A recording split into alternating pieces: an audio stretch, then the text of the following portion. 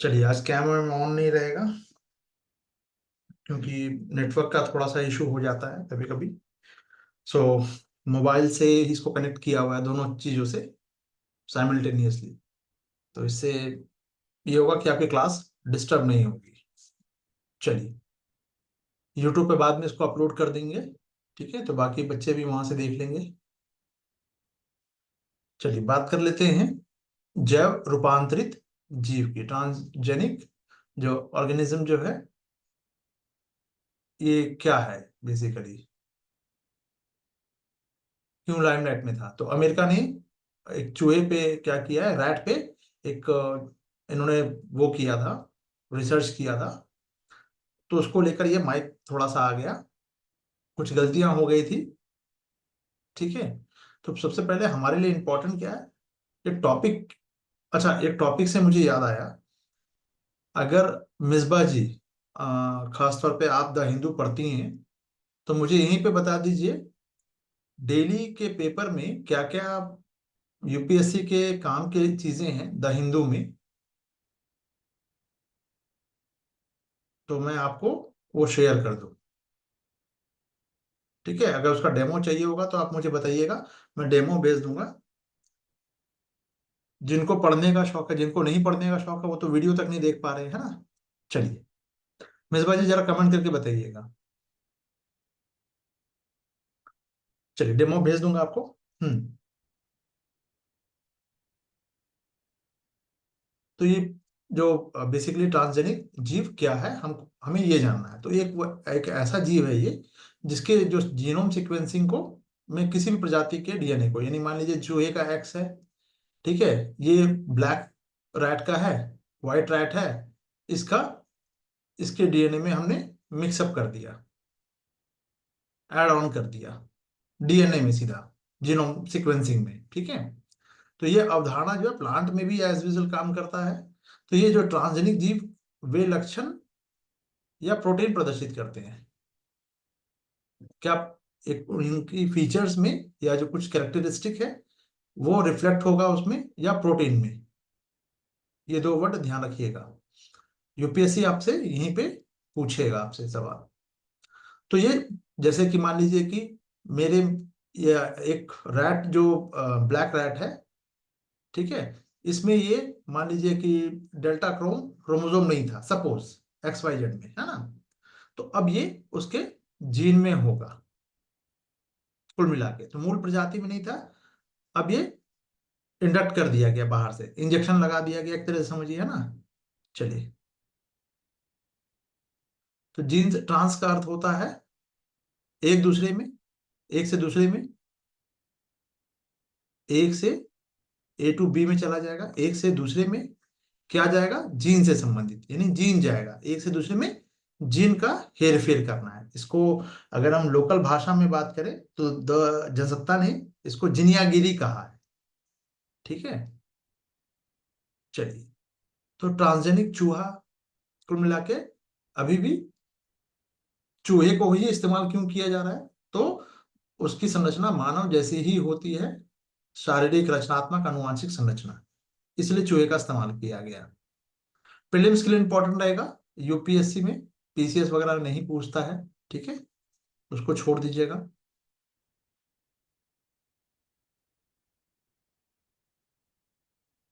ठीक है, चलिए, बीटी कॉटन की बात करें तो बीटी कॉटन में भी इस तरह की चीजें की गई हैं ट्रांसजेनिक। ठीक है, हेर फेर किया गया प्लांट में भी। तो प्लांट में बेसिकली क्या है, प्रोटीन, इसमें जो जो डोनर जीव है ना, बीटी कॉटन में क्या है, कपास में ये प्रोसेस कैसे होता है।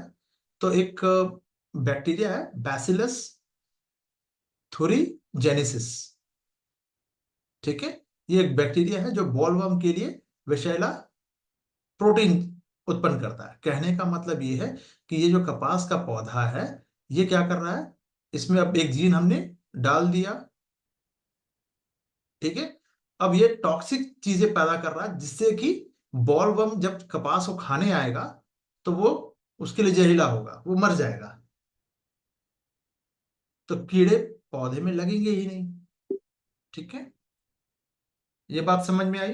थोड़ा कमेंट करते चलिएगा, जल्दी जल्दी आप लोग भी हाथ चलाना सीखिए। चलिए, तो अब क्राई 1AC करके विश्व उत्पन्न करने वाले जीन को इससे अलग कर दिया जाता है। ठीक है। और रिकॉम्बिनेंट डीएनए क्या है? इसमें इस जीन को प्लाज्मिड में जोड़ा जाता है, रिकॉम्बिनेंट डीएनए में। यानी डीएनए जो इस तरह से आपकी का ये जो भाग है, इसके किसी भी भाग में, किसी भी पार्ट में हम ऐड ऑन कर देंगे और इसको जोड़कर प्लाज्मिड में, इसको कट कहाँ लगेंगे, ये डीएनए हमने यहाँ ले लिया एक प्लाज्मिड में रखकर और उसको जोड़ दिया। ट्रांसफर की बात करें तो इस डीएनए को कपास की कोशिकाओं में सीधा इंजेक्ट कर दिया जाता है।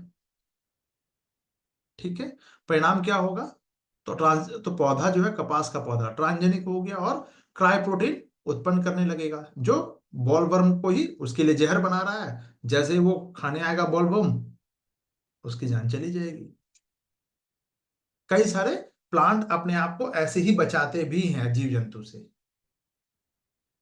मैंने कई बार बताया भी है। तो उसका ऑब्जेक्टिव क्या है?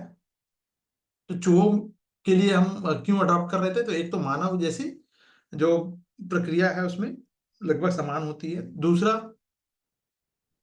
चूहे के माध्यम से हम मेटाबॉलिज्म और जो रक्त कोशिका है उसके निर्माण का अध्ययन किया जा सकता है। मानव में क्योंकि दोनों में सिमिलैरिटी है, इसके वजह से अल्जाइमर यानी बुढ़ापे की याददाश्त जो चली जाती है, अल्जाइमर वगैरह है ना, तो वो उसके अध्ययन में ये सहायक होगा। तो ये ट्रांसजेनिक सुअर बनाया गया है। आप लोग की जानकारी के लिए, मानव का 90% अंग अगर कोई मैच करता है तो वो सुअर से मैच करता है, ये भी ध्यान रखिएगा, बायोलॉजिकल। ठीक है। सुअर की किडनी और सुअर का लीवर वगैरह भी ट्रांसप्लांट ह्यूमन में किया गया और सफलतापूर्वक ये काम कर रहा है। चलिए, तो नई चिकित्सा विधियों का विकास भी हो सकता है कि ट्रांसजेनिक जेब्राफिश द्वारा दवाओं की जांच की जा सकती है। ठीक है। प्रोटीन निर्माण, जैसे कि ट्रांसजेनिक बकरी से मानव में एंटीथॉम्ब्रिन प्रोटीन का उत्पादन किया जा सकता है, क्योंकि मानव में प्रोटीन का उत्पादन तो होता नहीं है। ठीक है। तो ये बाहर से आ जाएगा, बकरी में अगर हमने डाल दिया तो इनटेक करने से। रोग प्रतिरोध फसलें जैसे बीटी कॉटन है, वो बॉलवर्म के प्रति क्या है, प्रतिरोधी है, नहीं खाएगा उसको बॉलवर्म, उस पर कीड़े नहीं लगेंगे। ठीक है। तो चुनौतियां क्या क्या बन रही है? प्रीलिम्स के लिए इंपॉर्टेंट है, मेंस वेंस के लिए नहीं है, ध्यान रखिएगा। चैलेंजेस क्या हो सकता है? तो वही पशु कल्याण को लेकर बहुत ज्यादा जो है उनकी संख्या ना बढ़ जाए, अनियंत्रित प्रभाव, उस प्रभाव को हम कंट्रोल ना कर पाए, ये भी हो सकता है। इकोसिस्टम इम्बैलेंस हो सकता है। ठीक है। तो भारत में क्या ऐसा कोई कानून है? डेफिनेटली है। ये पर्यावरण अधिनियम जो है 1986 का, उसकी नियमावली जो है, रेगुलेशन जिसको कह रहे हैं हम, 1989 के तहत ये जो जेनेटिक इंजीनियरिंग अप्रेजल कमेटी है, उसके द्वारा ये कंट्रोल किया जाता है। ये बात समझ में आ गई सभी को? प्रीलिम्स के लिए कुछ कुछ क्वेश्चंस आप लोग लगा लीजिएगा। चलिए, एटलीस्ट कोशिश कीजिए कि जितने भी टॉपिक, चाहे वो 2 या 4, जो भी 10-15 टॉपिक जो भी हो रहे हैं, जो छोटे टॉपिक्स में, उन सबके प्रीलिम्स के क्वेश्चंस, एमसीक्यू के क्वेश्चन को प्रैक्टिस करते रहिए। अब ये प्रीलिम्स का वेट मत कीजिएगा। ठीक है। और सीसेट पे अब आप लोगों को नवंबर नहीं तो फिर अक्टूबर लास्ट से आपको तैयार हो जाना है मेंटली। ठीक है। चलिए, नेक्स्ट टॉपिक है हमारा, क्लियर है? जल्दी से सब लोग कमेंट करते चलिएगा, मैं बार बार पूछूंगा नहीं भाई, आप लोगों की जिम्मेदारी है। ठीक है। क्योंकि मैं आपको देख नहीं पा रहा हूँ, समझ नहीं पा रहा हूँ, है ना।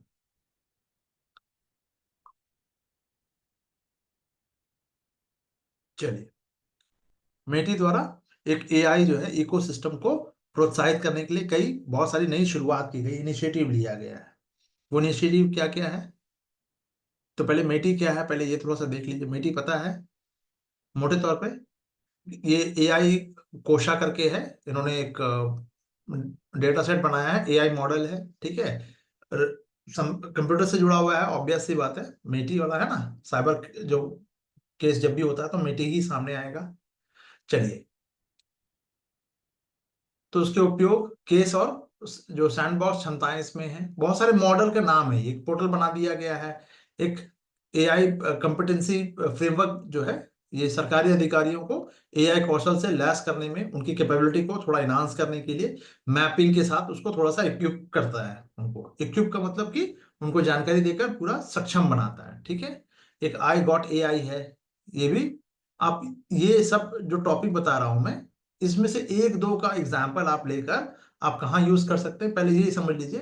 प्रीलिम्स में ये डायरेक्ट सवाल नहीं पूछा जाएगा। ठीक है, मिशन के बारे में हो सकता है तो पूछ ले, अदरवाइज नहीं। तो आप इसको इथिक्स में यूज कर सकते हैं। ठीक है, दूसरा इथिक्स वाला और गवर्नेंस वाला जो है, गवर्नेंस में यूज कर सकते हैं। एक दो नाम, ठीक है, एक दो प्रोग्राम गवर्नमेंट के, दैट्स इट। इससे ज्यादा करने की जरूरत नहीं है। शिवांगी जी हैं क्लास में? नहीं है। आरती जी, समझ में आई चीजें?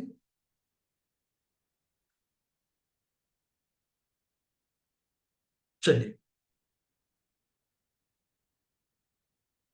तो एआई जो इंडिया एआई मिशन के बारे में क्या है भाई, ये 24 में स्टार्ट किया गया, बजट भी अच्छा खासा है, लगभग 10,500 करोड़ रुपए का है। बजट इंपॉर्टेंट नहीं है, पर्पस क्या है, तो एआई नवाचार जो इनोवेशन जो हो रहा है उसको बढ़ावा देना है, और पीपीपी के को इनकरेज करना है, यानी पब्लिक प्राइवेट पार्टनरशिप से हम इसको इनकरेज कर सकते हैं। एआई का जो इंफ्रास्ट्रक्चर है, चाहे कंप्यूटिंग जो उनके रिसोर्सेज है तक सभी की पहुंच होनी चाहिए। स्टार्टअप को वित्तीय सहायता दिया जा सकता है, नैतिक एआई को बढ़ावा देना, समाज हितैषी परियोजनाओं को प्रोत्साहन देना, ये सब इसका ऑब्जेक्टिव है। चला कौन रहा है? वही मंत्रालय सूचना और जो इंफॉर्मेशन टेक्नोलॉजी जो है, electrics and information technology ministry. ठीक है, ये इसको रन कर रही है। ये इंपॉर्टेंट हो गया, फिल्म्स के लिए यहां से इंपॉर्टेंट है। ये जो पॉइंट आपको मैंने बताया, जैसे आई गॉट ए आई है, इस वर्ड का इस्तेमाल आप कर सकते हैं। अगर किसी ऑफिसर को ट्रेनिंग देना है तो व्यक्तिगत शिक्षण प्लेटफॉर्म है ये, खुद से ट्रेन ले सकता है। अपनी जो कॉम्पिटेंसी है फ्रेमवर्क ने सरकारी अधिकारियों को एआई कौशल से इक्विप कर देगा, तो उनकी पोटेंशियल क्या है, और मैपिंग, उनकी क्षमताओं का मानचित्रीकरण करने की पहल, यानी कि कितने, किस किस तरह के काम दिए गए, तो क्या क्या काम कर पा रहे हैं, सक्षम है, कितने कैपेबल है ना, ये सब सारी चीजें हो जाएंगी। जैसे कि ड्रोन उड़ाना जो है, अब इंडियन आर्मी ने इंडक्ट कर लिया, पिछले दो लास्ट 2 ईयर से ही किया है। और मैंने आप लोगों को बताया भी है कि अब अगला जो एग्जामिनेशन में आएगा यूपीएससी में, मेंस में, वो ड्रोन टेक्नोलॉजी को लेके ही आने वाला है। तो डायरेक्ट नहीं पूछा जाएगा, वो घुमा के पूछेगा कि भाई जो अब जो वॉर है उसका तरीका बदल गया है, तो सैनिक नहीं जा रहे, ड्रोन जाके मार के आ रहा है ना। पाकिस्तान ने सेना थी ना भेजी थी, या भारत की सेना थी ना गई थी, जो है वो, अब चूंकि बड़े बड़े महंगे जहाज है, तो महंगे जहाज से अच्छा एक जहाज की कीमत पे पूरा ड्रोन की एक फैक्ट्री लग जाएगी, है कि नहीं। चलिए, यूक्रेन और रशिया वॉर में तो हम देख ही रहे हैं। जरा मुझे 1 मिनट दीजिएगा।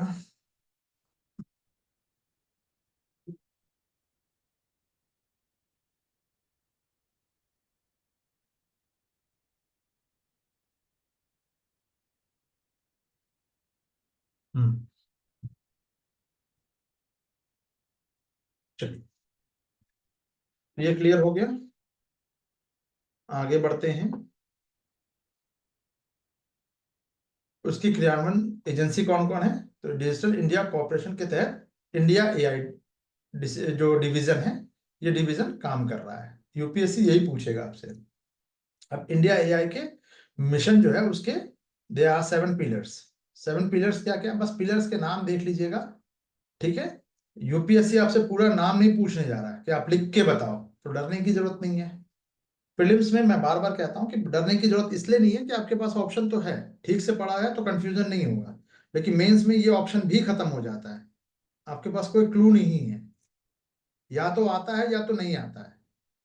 तो वहां पे आप लोग क्या करते हैं, वहां पे कुछ भी लिख के आ जाएंगे, तो वो काम मत कीजिएगा। चलिए, अब इंडिया एआई के मिशन के जो 7 पिलर्स है, इंडिया एआई की कंप्यूट कंप्यूटिंग शक्ति का कोर्स, कंप्यूट मतलब कंप्यूटर से है, कंप्यूट शक्ति, जो शक्ति है उसको अश्योर करना है। डेटाबेस प्लेटफॉर्म है मैनेजमेंट के लिए, ठीक है। एप्लीकेशन डेवलपमेंट है, एप्लीकेशन बेस्ड होगा, उसको डेवलप किया जाए। फ्यूचर स्किल की बात की जा रही है, तो यानी फ्यूचर स्किल का मतलब कि आगे कौशल विकसित करना होगा, हमें अपने स्किल को इनहांस करना होगा, ठीक है। Innovation centre, startup financing and safe and trusted AI का विकास होना चाहिए। तो 7 पिलर्स है, इसमें से कौन नहीं है ये पूछा जा सकता है, इसलिए इसको रट लीजिएगा, बहुत आसान है। भारत के प्रमुख एआई मॉडल और भाषा तकनीक क्या क्या है, चलिए भारत जन की बात करें तो ये पहला सरकारी, मतलब गवर्नमेंट फंडेड है ये multi modal LLM, large language model. इसको याद रखिएगा, ये पीसीएस हो सकता है पूछ ले आपसे अभी इसी एग्जाम में, यूपी पीसीएस में। कैसे? क्योंकि वो ये जैसे गूगल नोटबुक, एलएलएम का मतलब क्या है, एआई का मतलब क्या है ना।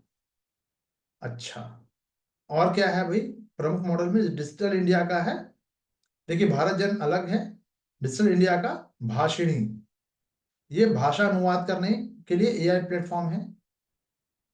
सर्वम जो है, वन फर्स्ट जो है एआई मॉडल है, ये भी ट्रांसलेट वगैरह, कंटेंट निर्माण वगैरह, डिजाइन के लिए किया जा रहा है। चित्रलेखा जो है ये ऑडियो को टेक्स्ट में कन्वर्ट कर देगा, चित्रलेखा। तो ये नाम अगर मेंस में पूछा जा रहा है तो ये नाम आपको देना ही पड़ेगा, यानी be factual. Science and tech के जितने भी क्वेश्चंस आप उसको डील कीजिएगा, उसमें आपको 40% का, जैसे मैं बाकी सब जगह कहता हूँ कि 10% 15% तक आप फैक्ट का यूज कर सकते हैं, लेकिन साइंस एंड टेक की बात करें, when we talk about science and tech, इसमें आपको कम से कम 40% तो 35-40% तक आपको फैक्ट यूज करना होगा, फैक्ट पे ही होगा, क्योंकि आपसे रिसर्च तो चीजें पूछी नहीं जाएंगी, है ना। चलिए, हनुमन एवरेस्ट 1.0, ये 35 भाषाओं को सपोर्ट करने वाला बहुभाषीय एआई सिस्टम है, ये इंडिया का है। ये समझ में आया कुछ? चलिए, एआई वॉशिंग आ गया। देखिए वॉशिंग क्या है, तो एक प्रोसेस है जिसमें कंपनी अपने उत्पाद, सेवा या रणनीतियों में एआई, आर्टिफिशियल इंटेलिजेंस के उपयोग को बढ़ाकर गलत तरीके से उसको पेश करती है, बढ़ा चढ़ाकर। जैसे ग्रीन वॉशिंग था ना,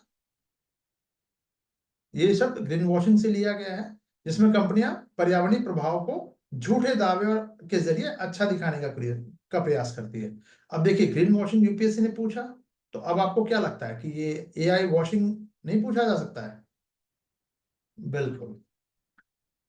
मैं कितना घटिया पढ़ाता हूँ, इसको सबसे अच्छे तरीके से मैं एआई से लिखवा के उसको सर्कुलेट करवा दूं, एआई लिख के कर देगा, एडमिशन हो जाएगा। कि मैंने नासा का टेस्ट भी दे रखा है, काइंड ऑफ, है ना। मजाक है, सच मत मन इसको मत मान बैठिएगा। तो एआई वॉशिंग का एग्जांपल क्या क्या है? ऑटोमेशन को गलत तरीके से एआई कहना, या सतही, बहुत ही लो लेवल पे केवल मार्केटिंग आधारित एआई दावे करना। अभी मैंने जिसका एग्जांपल दिया, देखिए यहाँ पे वो ऑलरेडी आ रहा है। एआई ड्रिवन, एआई पावर्ड जैसे शब्दों का प्रयोग करना है, जब वास्तव में एआई का कोई वास्तविक उसमें यूज होता नहीं है। जैसे यूपीएससी के सिलेबस को मैं आपको एग्जांपल दे रहा हूँ, चलिए एक और एग्जांपल समझते हैं। हमने वेल स्ट्रक्चर्ड, वेल, ये अभी अगर आप लोगों को नहीं यकीन है तो आप किसी भी द हिंदू या कोई भी, 1 रुपया भी जेब से नहीं जाएगा, आप उठाइए और उनका वो देखिए क्या वेल स्ट्रक्चर्ड तरीके से वो प्रेजेंट कर रहे हैं। तो ये प्रेजेंट कौन कर रहा है? जाहिर सी बात है कि जैसे अगर मैं अपने हाथों से कर रहा हूं इसको, तो इसमें 10 गलतियां होंगी, बट एआई करेगा तो चांसेस बहुत नहीं के बराबर है, ठीक है। तो सारी चीजों को वो कह देंगे आपसे कह रहे हैं हमने तो पूरा एआई से स्ट्रक्चर करवा लिया है, पूरे कोर्स को डिजाइन हमने एआई से किया है, यानी गलती की गुंजाइश नहीं, झूठ बोल दिया हमने एआई से चेक करवा लिया है, बात ही खत्म। तो ये फॉल्सिफिकेशन वाला हुआ, ताकि अब ट्रस्ट कर सके दुनिया, है ना। चलिए, हालांकि चैट जीपीटी खुद, उनके सीईओ का कहना है कि ये 100% आप इसको, इस पे रिलायबल नहीं हो सकते, है ना। चलिए, क्लियर है सभी को, ये बहुत इंपॉर्टेंट रहेगा यूपीएससी प्रीलिम्स के लिए। मैं आप लोगों को इसीलिए कह रहा हूं बार बार कि प्रीलिम्स के क्वेश्चंस को अब आप लोग देख सकते हैं। अच्छा, एक चीज और, टॉपिक से हटकर, बहुत सारे दो ही बच्चों ने, गुलफ्शा जी एंड शिवांगी जी हैं, उन्होंने अपने आंसर्स को लिख के दिया, और मैं उनको उसका रिव्यू करके, उसको चेक करके दे रहा हूं। अब आप लोगों से जो पूछना चाहता हूं कि आप में से जिन जिन जिन लोगों को मैंने ये चेक करके दिया है, क्या आप लोगों ने उस चेक किए हुए उसमें देखा कि आप गलती क्या क्या कर रहे हो? गुलफ्शा, अलवी जी,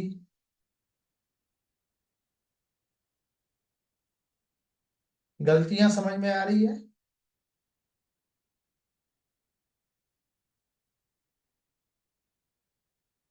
जी, तो उस पर काम करना स्टार्ट कीजिए।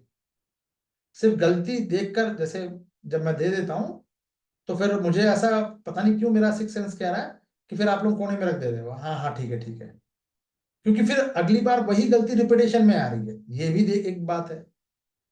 तो ये मेरा कहने का आधार ही यही है कि ये गलतियां बार बार रिपीट हो रही हैं, इसका मतलब आप लोग मेरे, जो आपको इनपुट दे रहा हूं उस पर आप काम नहीं कर रहे हो, है ना, तो कोई फायदा नहीं है।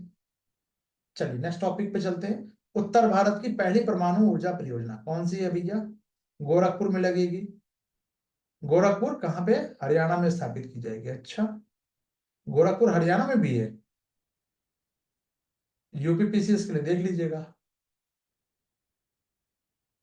ठीक है, परियोजना में दो डबल यूनिट होंगे, ठीक है, एक प्रेशराइज वाटर यानी PHWR होगा। क्षमता कितनी होगी? PHWR यानी प्रेशराइज्ड हैवी वाटर रिएक्टर होगा ये, 2800 मेगावाट इसकी कैपेसिटी होगी।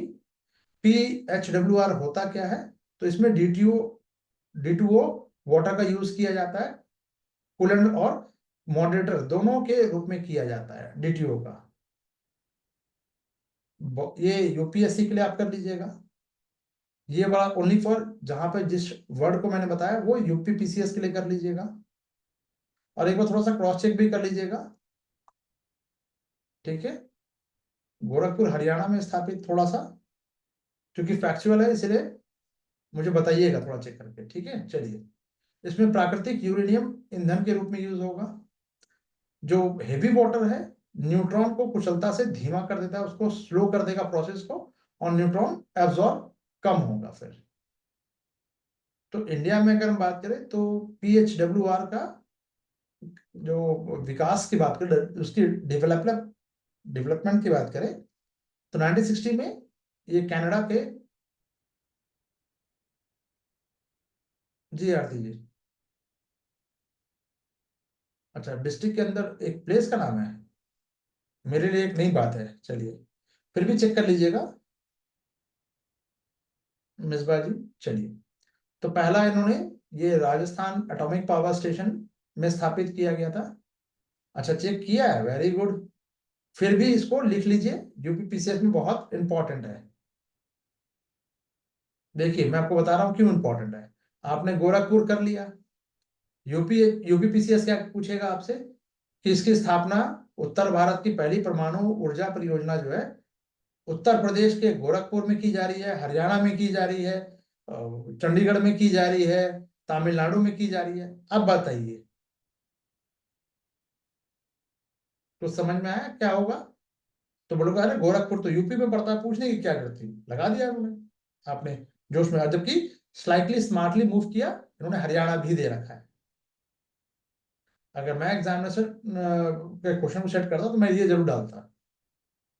ठीक है, चलिए, तो PHWR जो है एक एटॉमिक, ये राजस्थान में सबसे पहले हुआ था, ठीक है, प्रीलिम्स यूपीएससी के लिए। 74 में कनाडा ने समर्थन वापस ले लिया जब हमने इंदिरा गांधी के समय में परीक्षण किया था स्माइलिंग बुद्धा वाला, तो समर्थन वापस ले लिया। तो भारत ने अपना ही बोला, ठीक है भैया, तुम अगर समर्थन नहीं कर रहे हो, सपोर्ट नहीं कर रहे हो, तो हम अपना खुद का बनाएंगे। तो भारत ने 3 लेवल के स्टेज के परमाणु कार्यक्रम को स्टार्ट किया। पहला चरण, दूसरा चरण, तीसरा चरण। पहले चरण में प्राकृतिक यूरेनियम आधारित यूज किया गया, जिससे बिजली और प्लूटोनियम का उत्पादन होता है। सेकंड चरण में प्लूटोनियम ईंधन जो बच रहा है यहाँ पे, है ना, उसको फास्ट रिएक्टर में डालकर थोरियम के माध्यम से यूरेनियम 233 उत्पादन किया जाता है। बहुत इंपॉर्टेंट। उसके बाद क्या किया जाएगा, ये जो यूरेनियम है, यानी थर्ड स्टेज में, जो सेकंड स्टेज से मिला, जो हमारा जो प्रोडक्शन जो हुआ है, इसको यूरेनियम 233 आधारित ब्रिडर, जिसमें मुख्य रूप से थोरियम का यूज किया जाएगा, भारत के विशाल थोरियम भंडार के उपयोग में लाने के लिए। तो थोरियम कहाँ पे है, केरल के और कोस्टल एरिया के मोनाजाइट। मोनाजाइट थोरियम का भंडार डायरेक्ट नहीं है, बट मोनाजाइट में है, वो थोरियम का ही अयस्क है, और है, ठीक है।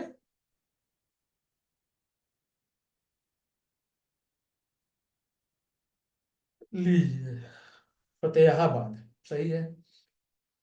अच्छा, फतेहाबाद आपकी जानकारी के लिए आरती जी, फतेहाबाद यूपी में भी है, फतेहपुर। चलिए, तो हाल में क्या हुआ है,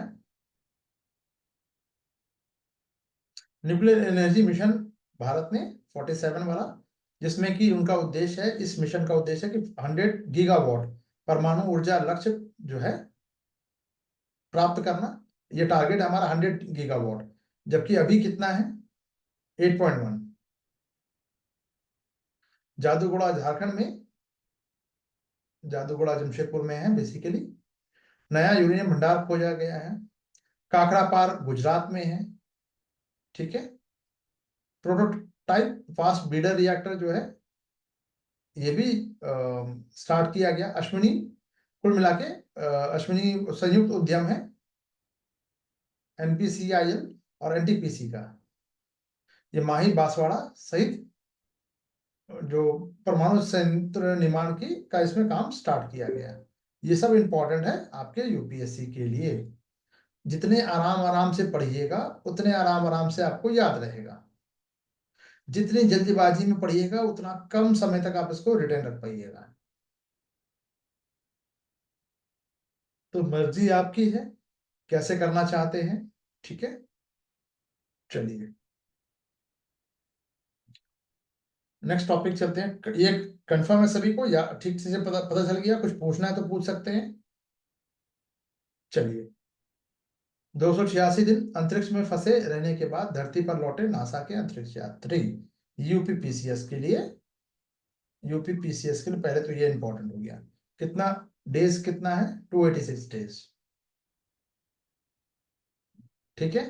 सुनीता विलियम्स और बुच विल्मोर, ये स्टार लाइन यान से आए हैं, यात्रा की थी, और ये तकनीकी समस्या आ गई थी कि हीलियम का रिसाव हो गया था, और थ्रस्ट जो है उसमें खराबी आ गई थी, इसलिए वापसी में देरी हो गई। सबसे लंबा जो अंतरिक्ष प्रयास है, ठीक है, वो सोवियत रूस जो थे के वैलेरी पोल्याकोव का है, 438 डे सिंगल। ये अब उतना दिन, 1 साल से ऊपर अकेले बैठ के बिताया इन्होंने, वाह, सही है। लगता है पृथ्वी से बहुत परेशान रहे होंगे मेरी तरह। चलिए, लंबे प्रवास का लाभ क्या हुआ, तो मानव शरीर पर लॉन्ग टर्म में अंतरिक्ष का क्या प्रभाव है उसका अध्ययन किया जा सका। एक अंतरिक्ष अध्ययन यह बताता है कि कुछ नॉट सेंटीमीटर, की हाइट बढ़ गई थी, ठीक है। टेक्नोलॉजी एग्जामिन की बात करें तो जीवन समर्थन प्रणाली और जो उपकरण है, उपकरणों की सीमाओं से परे परीक्षण, यानी कि मान लीजिए कि 10 दिन का तक ये ठीक ठाक काम कर सकता है कोई उपकरण, ठीक है। अब वापसी तो संभव नहीं हो पाई, तो ये भी टेस्ट हो गया कम से कम कि भैया 10 दिन का हमने वैलिडिटी बताया रखा था, लेकिन ये 50 दिन तक काम किया। 50 डेज, है ना। गहरे अंतरिक्ष या अगर की अगर तैयारी की बात करें तो मंगल और चंद्रयानों की योजना में सहायक होगा। स्वास्थ्य संबंधी चुनौतियां क्या क्या है, क्योंकि कैंसर और अन्य बीमारियों का खतरा होता है। मांसपेशियों ग्रेविटेशन में चेंजेस आने से क्या है, मांसपेशियों में का क्षय होने लगता है, डिक्रीज होने लगता है, हड्डियों की का जो डेंस है वो कम होने लगता है, यानी हड्डी धीरे धीरे कमजोर होगी, खोखली होगी। ठीक है, और एकांत यानी मानसिक स्वास्थ्य और टीम समन्वय पर प्रभाव भी पड़ता है, कि सबको लगने लगता है फिर कुछ दिनों के बाद कि यार ये तो भीड़ है ना। चलिए, कुछ कुछ ये समस्या मेरे साथ भी है।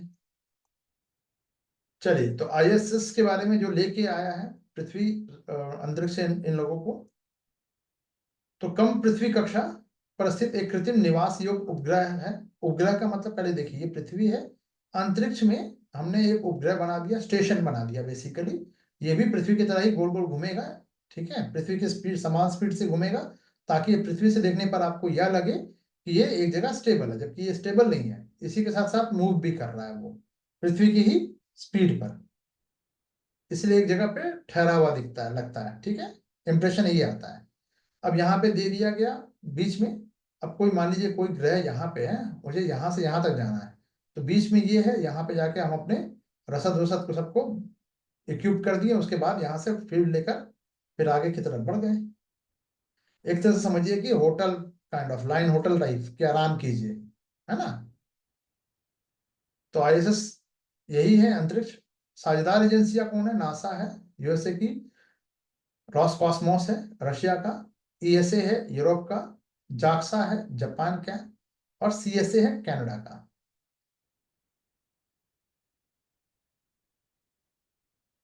पर्पस क्या है, तो वैज्ञानिक जो रिसर्चर वगैरह जो भी है, साइंटिस्ट अपना रिसर्च करेंगे, तकनीकी प्रशिक्षण जो है परीक्षण करेंगे, सॉरी, और गहरे अंतरिक्ष की तैयारी करेंगे, यानी गहरी का मतलब डीप। अब यहाँ से हमें बहुत दूर जाना है, तो उसकी तैयारी भी हो जाएगी। तो ये सारे काम कौन करता है, आईएसएस करता है। आईएसएस वो आतंकवादी वाला नहीं। ठीक है, चलिए, तो ये आईएसएस जो उपग्रह है, ये कृत्रिम उपग्रह है। ये पृथ्वी की कक्षा से कितने ऊपर है, लगभग 350 से लेकर 450 के बीच। ऐसे याद रखिएगा तो याद रहेगा आपको। अब यहाँ बोलिएगा सर 460 है, यहाँ 370 है, मैंने और एवरेज बात की है। यूपीएससी आपको यही करेगा, फिर आपको नहीं सर 370 था, अब हम लड़ेंगे, अब हम सुप्रीम कोर्ट जाएंगे, यूएन के कोर्ट में जाएंगे, है ना, यूपीएससी को इंटरनेशनल कोर्ट में घसीटेंगे। कर लीजिए, होना कुछ नहीं है फिर। बात समझ में आ रही है। चलिए, यहाँ तो बीपीएससी का कुछ नहीं हो पाता, यूपीपीसीएस का कुछ नहीं हो पाता, यूपीएससी का कहाँ से हो पाएगा, है ना। चलिए, स्टारलिंक सैटेलाइट इंटरनेट समझ में आई, ये टॉपिक समझ में आ गया आप लोगों को।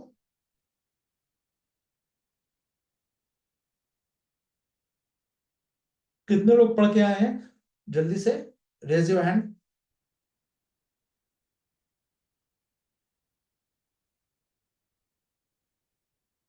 डिम्पल जी, आपने नहीं पढ़ाई की।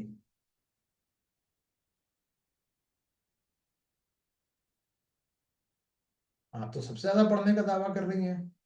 डिम्पल जी नहीं है क्लास में।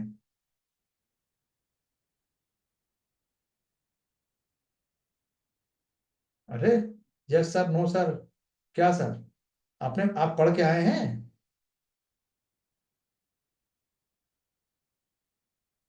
Very good. ठीक है, हाँ रीडिंग लिए, चलिए वेरी गुड। चलिए, तो थोड़ा सा समझ में अब आसानी से आ जा रहा होगा।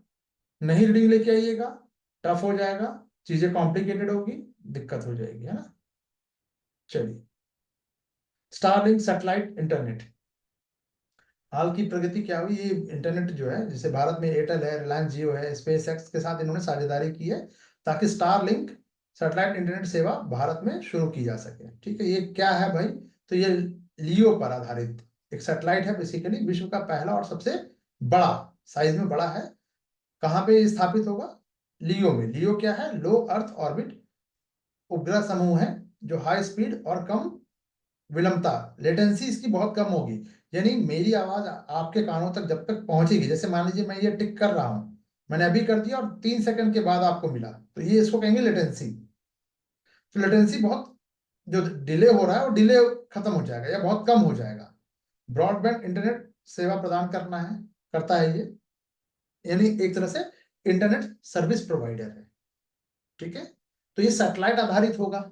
सैटेलाइट आधारित क्या हो गया, अभी तक तो आपके घरों में क्या है, इंटरनेट का एक टावर दे दिया गया, तार के जरिए या वाईफाई के जरिए आप तक पहुंचाया जा रहा है। ठीक है, फोन के थ्रू भी सैटेलाइट ही है ना।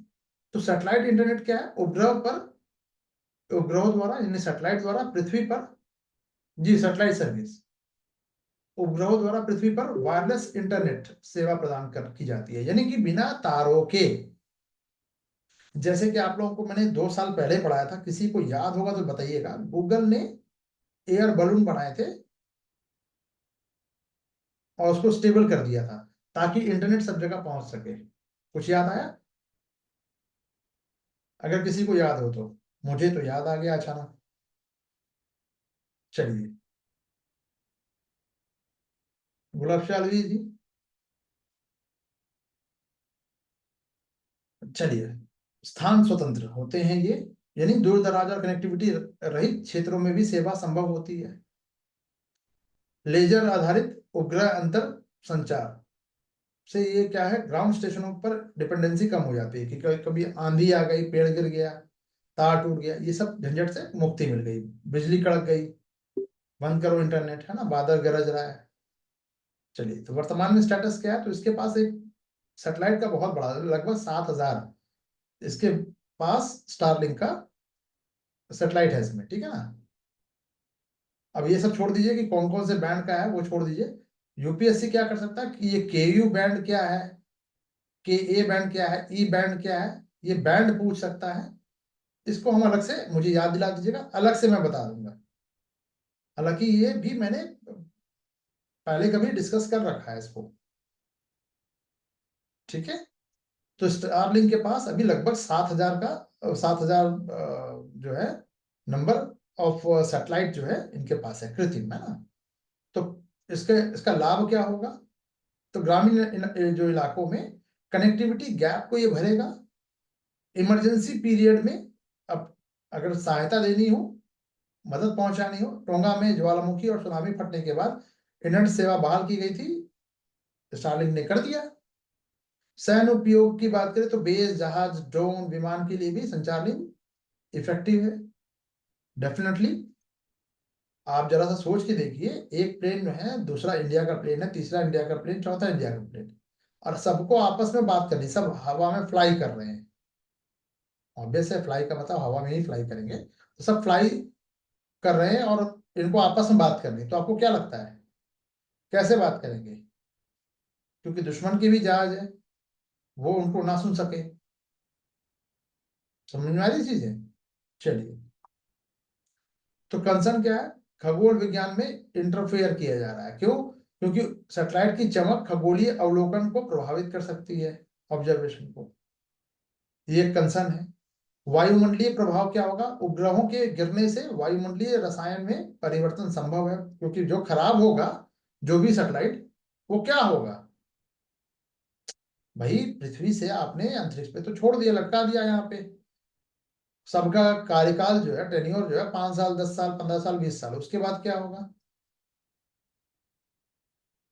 तो वायुमंडल में ही, वो पृथ्वी तरफ आने के लिए वायुमंडल से होके गुजरेगा, फट गया, है ना। मौसम संवेदी की बात करें तो तूफान या सौर गतिविधियों से संकेत प्रभावित हो सकते हैं, बिल्कुल हो सकते हैं। यूपीएससी ने पूछा है, क्या हो सकते हैं?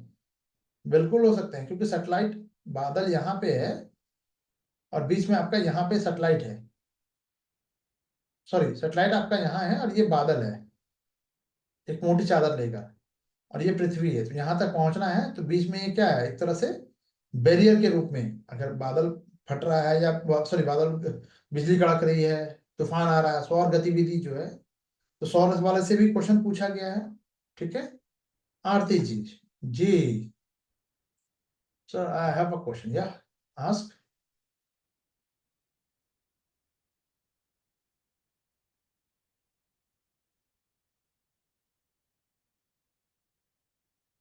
अभी इतने देर से मैं क्या बता रहा हूँ मैडम जी? सैटेलाइट, सैटेलाइट का मतलब क्या होता है? सैटेलाइट इंटरनेट मतलब उपग्रह आधारित इंटरनेट होगा। तो जैसे कि आप सैटेलाइट के माध्यम से ही रेडियो को, या सैटेलाइट के माध्यम से ही आप, अगर मैं, आप मुझे फोन कर रहे हैं, या आप मुझे, मैं आपको फोन कर रहा हूं, तो हम दोनों एक दूसरे की जो बात सुन पा रहे हैं वो सैटेलाइट आधारित ही तो है। तो ये अलग अलग बैंड पे काम करेगा। जैसे कि आप एफएम चलाइएगा तो हर बैंड का अपना एक एक वेवलेंथ है जिसपे वो काम करता है। गवर्नमेंट उसको अलाउड अलॉट करती है। नॉर्मल इंटरनेट जो होता है मैडम जी, वो तारों से जा रहा है, ये बिना तारों के आ रहा है। तो आप कहोगे सर अंतर क्या है? बिल्कुल अंतर है। एक वाईफाई है जो वायर के थ्रू है, एक फोन के थ्रू है जो आप कहीं भी लेके जा रहे हैं। बट फोन वाले में, इंटरनेट में और सैटेलाइट वाले में डिफरेंस क्या है कि फोन वाले के लिए भी कहीं एक टावर लगा है जो जो कि लैंड पे है, जमीन पर है। ठीक है। जबकि सैटेलाइट पे ऐसा है नहीं। वो डायरेक्ट, आपको उसके लिए कोई टावर लगाने की जरूरत नहीं है, सीधा वो, जैसे सैटेलाइट फोन सुना ना आप लोगों ने, ये पुलगाम वाला जो अटैक हुआ था उसमें जो टेररिस्ट थे वो चाइनीज हुआवे वाला वो फोन इस्तेमाल कर रहे थे।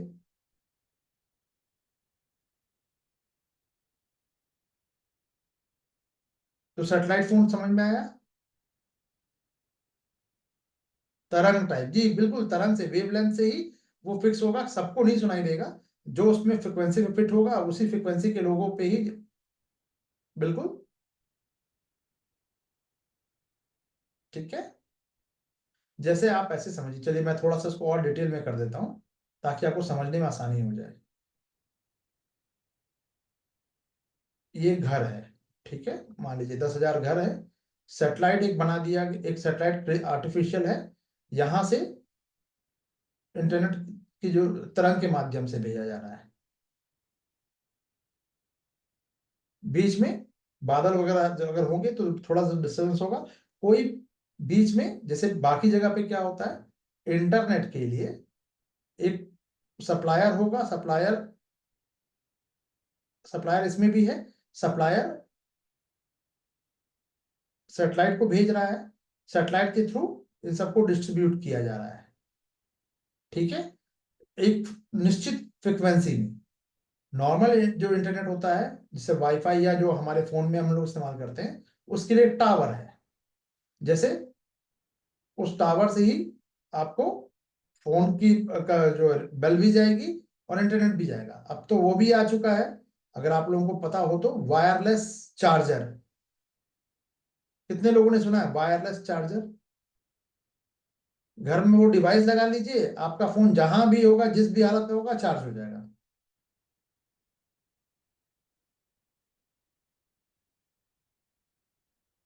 तो आप लोग मुझे गिफ्ट कर सकते हैं वो चीज, मैं बुरा नहीं मानूंगा।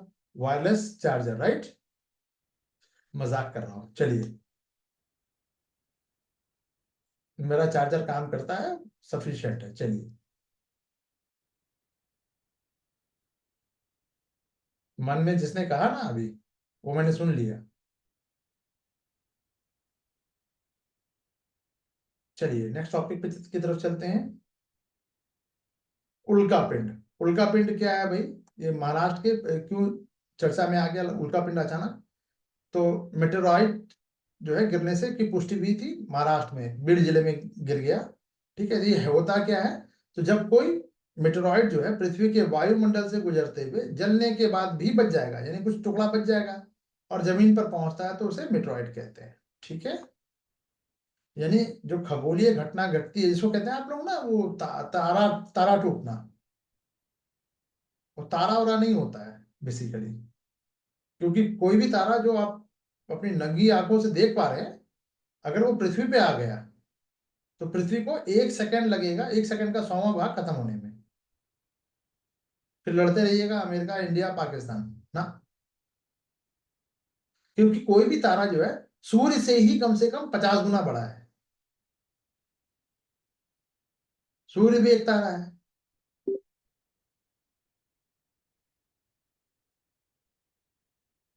आरती जी, बिना टावर के दूर जगहों पर भी सुविधा होगी है, हाँ बिल्कुल होगी, क्योंकि सैटेलाइट के माध्यम से हो रहा है, तार की जरूरत ही नहीं है।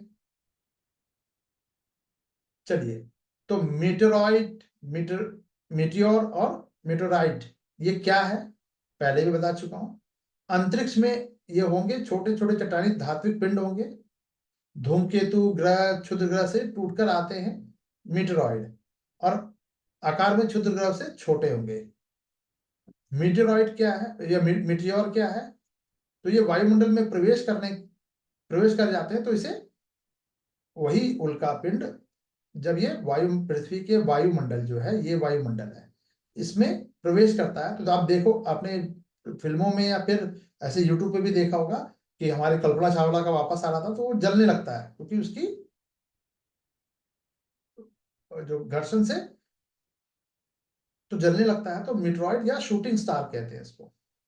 मीटरॉइड क्या है कि ये सीधा जो जला भुना जो बच गया, काली सी होगी, सतह जली हुई होगी, ऑब्वियस है, जो धरती पर पहुंच गया।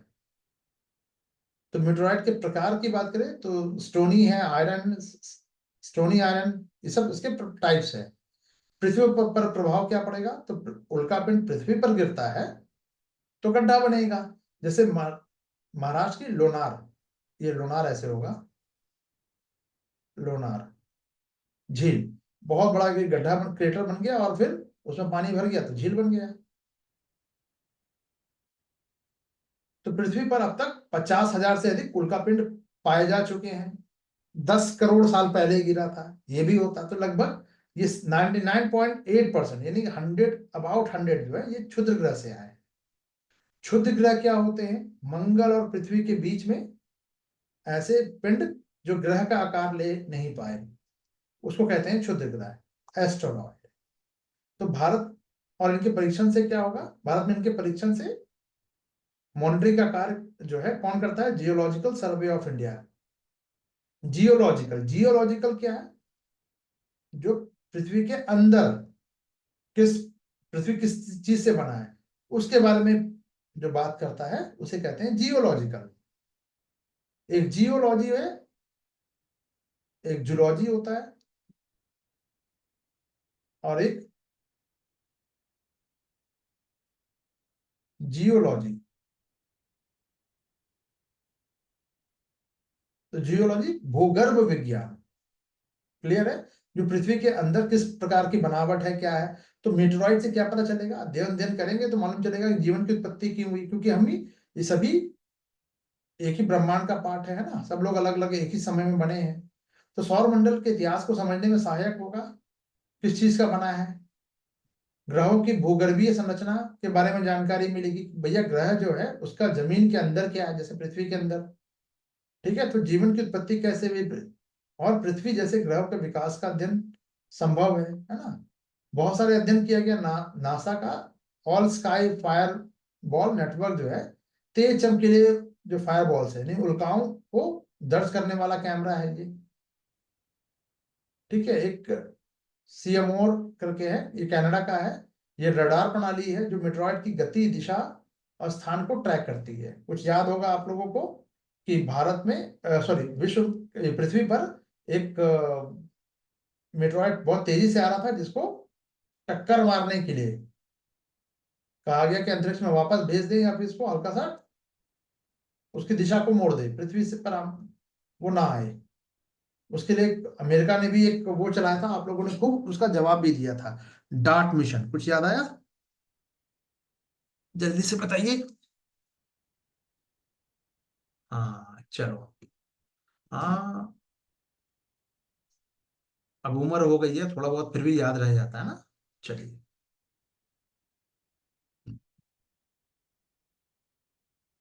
खगोल भौतिकी के लिए वैश्विक एस्ट्रोनॉमिक इंटरफेरोमीटर, खगोल भौतिकी के लिए, ठीक है, जी ए आई GAIA, क्या बोला है भाई। तो हाल ही में खबर आई थी, यूरोपीय स्पेस एजेंसी ने अपने प्रमुख अंतरिक्ष वेधशाला मिशन, यूरोपीय एजेंसी का है कि GAIA, इसको आधिकारिक रूप से बंद कर दिया। क्यों है भैया, क्योंकि इसका फुल फॉर्म क्या है, global astronomic astrometric interferometer for astrophysics, full form है। पीसीएस पूछ लेगा कभी, ठीक है, यूपीएससी नहीं पूछेगा। ऑब्जेक्टिव क्या है इसका? मिल्की वे यानी आकाश गंगा जो है का 3D मानचित्र बनाना है। अभी मैं ये भी बताऊंगा आपको थोड़ा सा अध्ययन की सुविधा के लिए। चलिए, वैज्ञानिक आधार क्या है इसका? जो एस्ट्रोमेट्री जो है इस पे फोकस था, यानी खगोल विज्ञान, खगोल शास्त्र का ही एक डिपार्टमेंट है, ये ब्रांच है जो खगोलीय वस्तुओं की स्थिति और गति के सटीक मापन से संबंधित है। यानी पृथ्वी के तरफ कोई अगर ऑब्जेक्ट आ रहा है तो कितना आ रहा है, कहाँ पे ये गिरेगा, सारी चीजें, ठीक है। तो ये एग्जैक्ट लोकेशन की बात करें तो इसको स्थापित किया गया पृथ्वी से लगभग 15 लाख किलोमीटर दूर, सूर्य के विपरीत दिशा में स्थित है ये, ठीक है। अब सवाल उठता है, बंद कर दिया गया है ना?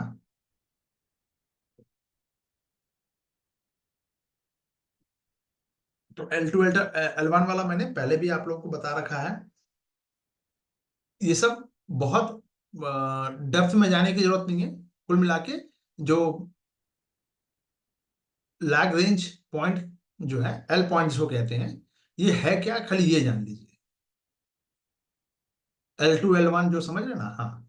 तो ये अंतरिक्ष के वो बिंदु होते हैं जो दो बड़े पिंडों यानी पृथ्वी और सूर्य के गुरुत्वाकर्षण एक तीसरे पिंड पर गति लाने को संतुलित करता है।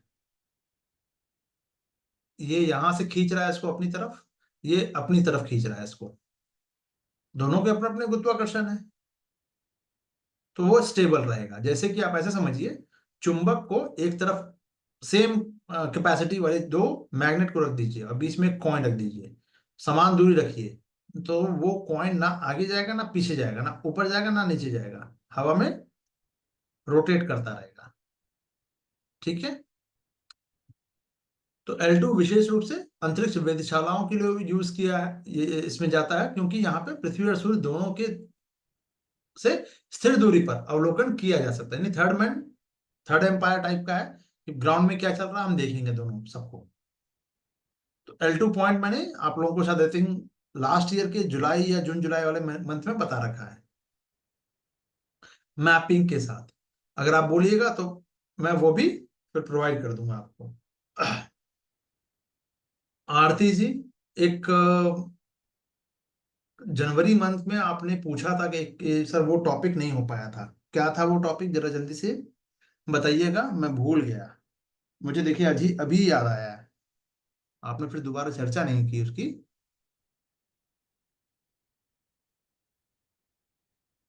कुछ था वो, साइंस एंड टेक से ही था संबंधित। गुलाब शाह अलवी जी, बायोनिक चिप था। नहीं, आदित्य एल, हाँ बिल्कुल बिल्कुल, आदित्य एल टॉपिक जाके देखिएगा। आदित्य एल मिशन जो है उसमें मैंने डिटेल में बात की है। बायोनिक चिप था या फिर समथिंग कुछ था, क्वांटम चिप था ये।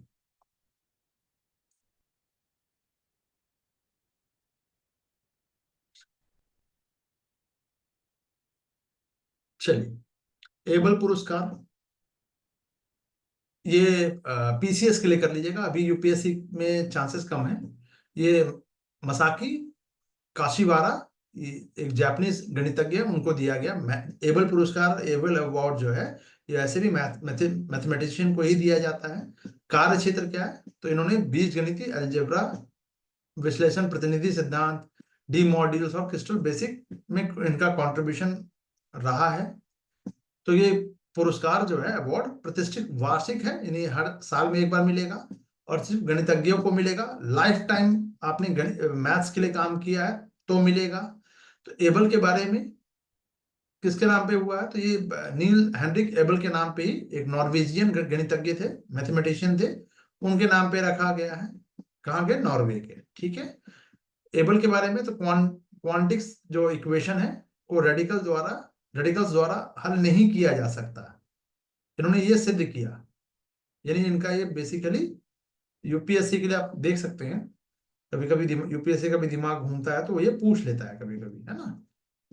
एबिलियन जो फलनों में, ठीक है, उनका जो कंट्रीब्यूशन है, ये दो जगह, दो एरिया में इनका कंट्रीब्यूशन था।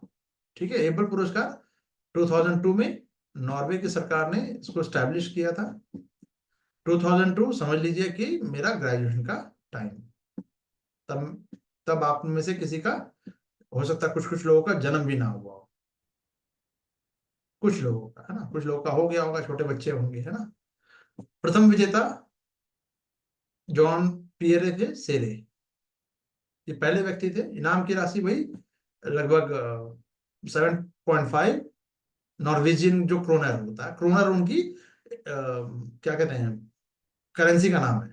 ठीक है, चलिए।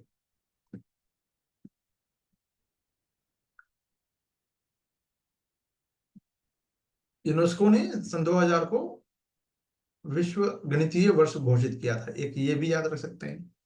ठीक है, चलो। अब संस्कृति कल्चर वाला जो पार्ट है वो हम नेक्स्ट क्लास में कर लेंगे। कोई दिक्कत परेशानी, कुछ सवाल पूछना हो तो पूछ लीजिए। थोड़ा कम स्पीड से चल रहे हैं, बट डेली चलेंगे। कल तो क्लास हो नहीं पाई, 2 बार ट्राई करने के बाद भी। ठीक है, तो संस्कृति वाला भी आप लोग पूरा पढ़ के आइएगा।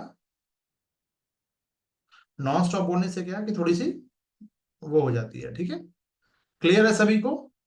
चलो फिर, okay guys, bye for now.